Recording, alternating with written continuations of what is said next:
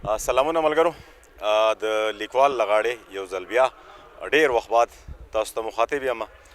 د پښتو د ادب د کلچر یعنی کلتور او د پښتنو د ژوند ژواک په حواله باندې زموږ د پاڼې خدمات بس تاسو یادي وسوم روان دي او د دې نه مخکې ډېر زیات خو په منځ کې څه لږ فاصلې راغلي دي، لږ ګیپ پکې راغلی و.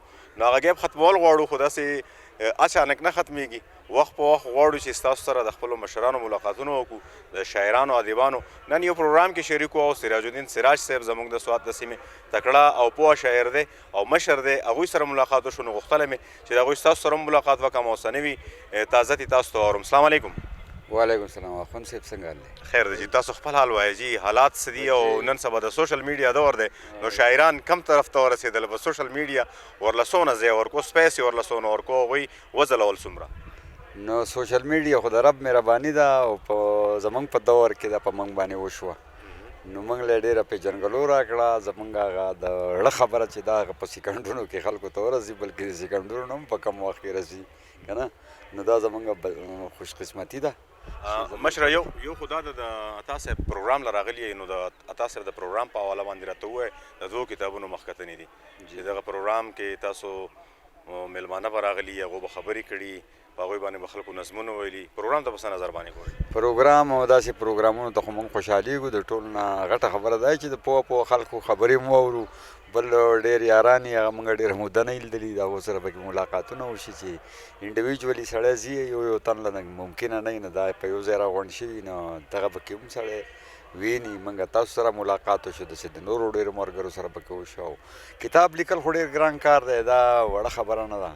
دا خلکو ته پته وي چې چا کتابونه لیکلي دي که نه.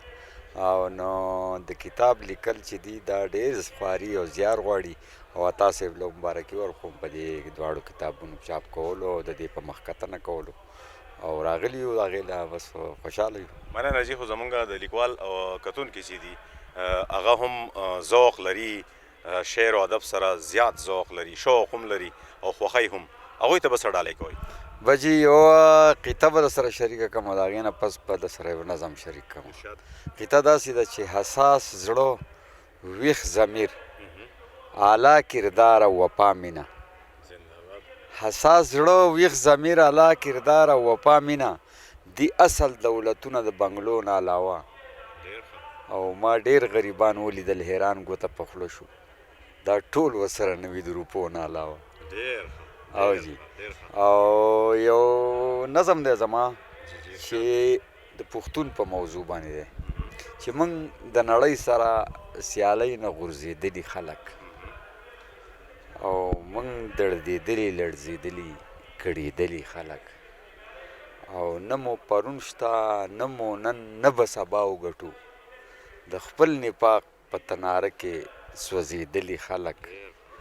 او پښتو وطن کې د عربو په غرمو راته شو، موږ لوېدلي پاڅېدلي ځورېدلي خلک. او تل د نیستۍ په ژرنده دل اوسو په لمسه د غیر، او مدام د نورو خوشحالو ته پسخېدلي خلک. او دا چې په خپلو شهیدانو ماتمونه کوو، د خپلو اوښکو په تالاب کې لمبېدلي خلک. او عزت مو داو شو د خدای جنازه هم وته، د راشنونو په قطار کې ودرېدلي خلک. او سراجه څنګ به نوي نسل له سبا وګټو، د لاس او خپو یو په هنر باندې تړلي خلک. ډېر ښه جي، ډېر ښه، ډېر ښکلی نظم و. نوی نسل یو یاد کوو، نو زموږ ینګ جنریشن چې دی، زموږ زلمي چې کوم دی بیا په هغه کې خصوصا شاعران ادیبان، هغوی ته به څه پیغام ورکوئ؟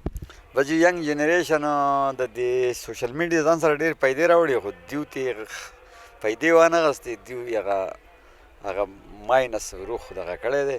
د شپې ثابته شپه ویښي او سهار وده کېږي بیا نو، یا سکول ته نشي تللی. نو دا ډېره د بدبختۍ خبره ده، ځکه چې زموږ هغه چې کوم تعلیمي دغه دی هغه ډېر متاثر شوی دی. یوازې په د فیسبوک نه او د سوشل میډیا نه خبرې نه زده کېږي، کتابونو لوست پکار دی. او د کتابونو د لوست په باره کې نوی نسل ډېر دغه دی. زه وایم سوشل میډیا چې ده که نه، دا داسې څیز دی چې دا د دې پازیټیو دغه هم دي او نیګیټیو هم دي. چې څوک یې پازیټیو هغه اختیار کړي روغ ته لاړ شي نو هغه به فایده مومي، خو چې نیګیټیو ته لاړ نو د دې ډېر نقصانات هم دي. زه ما انټرنیټ عجیب ایجاد دنیا ته راغی او په بې مثله عنایاتو یې ماړه کړو او د پیدې سره سره یې تاوان راکړو، د طبي عمر نه مخکې یې زاړه کړو. ډېره زیاته مننه، ډېر ښه مننه جي. جي کتونکو او اوریدونکو د سراج صاحب خبرې تاسو اورېدلې، خصوصا د سوشل میډیا په حواله باندې. سوشل میډیا موږ له ډېرې فایدې راکړي دي، خو هغې نقصانات هم ډېر زیات راکړي دي او هغوی دا خبره وکړله، زموږ هم دا خبره تاسو سره چې سوشل میډیا هم وکاروئ، مثبت کم ستاسو کار زیار چې دی هغه پې وکئ، د فایدې کار پې وکئ، څه پیغام خلکو ته داسې نیک ورکئ چې هغوی د هغې نه فایده واخلي. شاعري پې هم کوئ، نور کم هلې ځلې چې دي هغه پې هم کوئ، خو کوشش وکئ کتابونه ولولئ. پروګرام ته راغلي یو د عطا صاحب د 2 کتابونو مخکتنه ده، نو یو ملګري خبره وکړله چې یاره زمونږ دومره لویه ټولنه، زمونږ دونه لوی پښتانه چې په کروړاو کې دي، څه په عطا صاحب 500 کتابونه چاپ کړي دي، نو په یو کس پسې راځي څه 90,000 کسانو پسې یو کتاب راځي، نو د بدبختۍ خبره ده. بل ژبه چې ده د دې کوشش وکړئ پښتو ژبه زده کړئ، خپل میسیجز خپل پیغامات چې دي هغه په پښتو ژبه باندې ورکوئ، په خصوصا په سوشل میډیا باندې. زیاتره خلک خو راغلي دي په سوشل میډیا باندې پښتو باندې کار کوي، خپل پیغامات په پښتو باندې ورکوي، خو اکثریت په کار دی چې موږ ټول پښتانه په پښتو باندې خپل پیغامات شروع کړو، کتابونه لوستل شروع کړو. د کتاب د لوستلو فایدې ډېرې زیاتې دي، یو خو د هغې نه تاسو پوهه حاصلوئ، بل که څوک شاعران ادیبان نو د هغې نه رڼا هم اخیستی شي، هغوی خپل شعر پخولی شي په دغو نورو کتابونو باندې. مننه، کوشش وکړو چې زمونږ کم کار چې دی کار خو لا شته دی نه، اوس یو بیا سټارټ واخیستو، خو هغې ته به په درنه سترګه باندې ګورئ او خپل تاثرات به راسره هم زموږ د کار زیار په حواله باندې شریک کوئ. موږ به کوشش کوو چې داسې د مشرانو سره، داسې د کشرانو یا زلمي شاعران چې دي د هغوی سره ملاقاتونه وکړو او ستاسو سره د هغوی شاعري هم شریکه کړو او د شاعرۍ سره سره د هغو کار زیار چې دی هغه هم تاسو سره شریک کړو. ډېره زیاته مننه، د الله په امان.